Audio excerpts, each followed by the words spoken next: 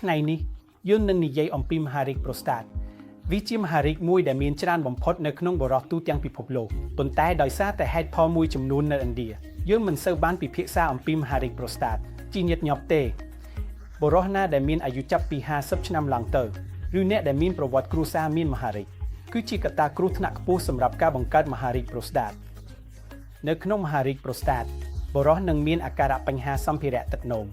ដូចជាការលំបាកក្នុងការបន្ថយទឹកនោមត្រូវបន្ថយទឹកនោមញឹកញាប់មានឈាមក្នុងទឹកនោមឬមានការរមួលពោះខាងក្រោមប៉ុន្តែក្នុងករណីជាច្រើនអ្នកជំងឺអាចមិនមានរោគសញ្ញាអ្វីទាំងអស់ហើយនេះជាមូលហេតុដែលការត្រួតពិនិត្យសុខភាពជាប្រចាំคล้ายជាការចាំបាច់ខ្លាំងការធ្វើតេស្តឈាមសាមញ្ញមួយសេអង្គទីសែនជាក់លាក់ប្រូស្តាតរួមជាមួយនឹងការពិនិត្យប្រូស្តាតនឹងមានប្រយោជន៍យ៉ាងខ្លាំងពេលដែលមានការធ្វើរោគវិនិច្ឆ័យមហារីកប្រូស្តាតមកកុំបាត់បង់ក្តីសង្ឃឹមយើងមានជម្រើសការព្យាបាលជាច្រើនដូចជាការវះកាត់ការចាក់កាំរស្មីការព្យាបាលដោយហារម៉ូនការព្យាបាលដោយគីមីនិងការរីកចម្រើនជាច្រើនផ្សេងទៀតនៅទីនេះនៅមជ្ឈមណ្ឌលមហារីក Apollo ជាផ្នែកមួយនៃក្រុមយើងជ្រើសរើសជម្រើសការព្យាបាលដែលត្រឹមត្រូវសម្រាប់អ្នកជំងឺរបស់យើងដើម្បីឲ្យពួកគេមានឱកាសរស់រានមានជីវិតល្អប្រសើរជាងមុន